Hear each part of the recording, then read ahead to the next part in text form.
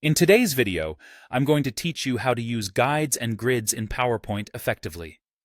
Whether you're creating a presentation from scratch or fine-tuning one you've already started, mastering these tools can significantly enhance your design alignment and professionalism. First, we begin by launching Microsoft PowerPoint. Once you have the program open, you can either create a new presentation or open an existing one that you're working on. Insert any essential content like photos, tables, or data that you plan to organize using guides and grids. These elements will help you visualize how the guides and grids will help with alignment. After your content is in place, navigate to the View tab at the top of PowerPoint's interface. This is where you'll find the essential tools for setting up your guides and grids. Look for a group labeled Show. It's your go-to panel for visibility options. Here, you'll notice checkboxes labeled Ruler, Grid Lines, and Guides. By ticking one or more of these boxes, you toggle the visibility of the respective feature on your slides.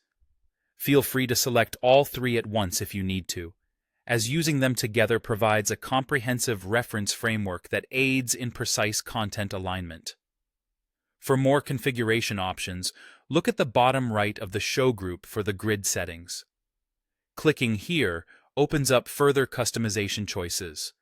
PowerPoint allows you to adjust how content snaps into place, letting you grip objects to the grid itself or align them with other objects on your slide for seamless integration. One of the great things about grid settings is that you can customize the spacing, which provides flexibility depending on your presentation's design needs. Adjusting the grid spacing determines how close or far apart the grid lines appear, letting you match the grid's granularity to the level of detail in your presentation layout.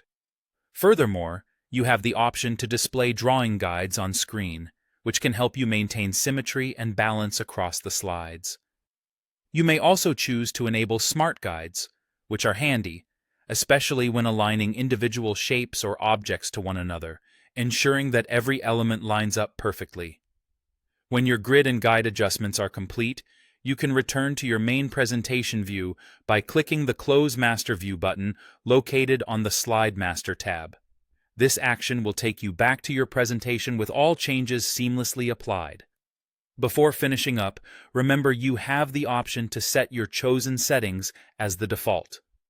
This step is useful if you consistently use specific guide and grid settings across multiple presentations. If you're satisfied with the temporary changes, simply click OK to finalize your setup. And that's it.